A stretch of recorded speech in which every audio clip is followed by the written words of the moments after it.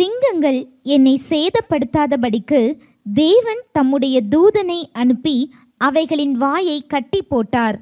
அதேனென்றால் அவருக்கு முன்பாக நான் குற்றமற்றவனாய் காணப்பட்டேன்.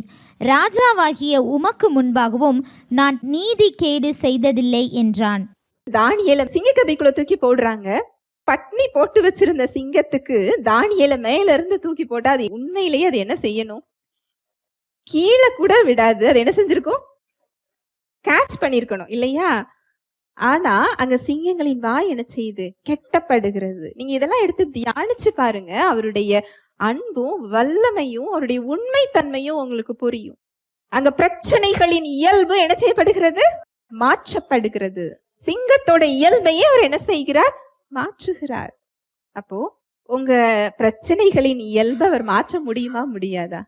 நிச்சயமாக முடியும். அதற்கு வல்லமையுள்ளவராக, அதற்கு உண்மையுள்ளவராக இருக்கிறார். ஹல்லேலூயா. Praise the Lord.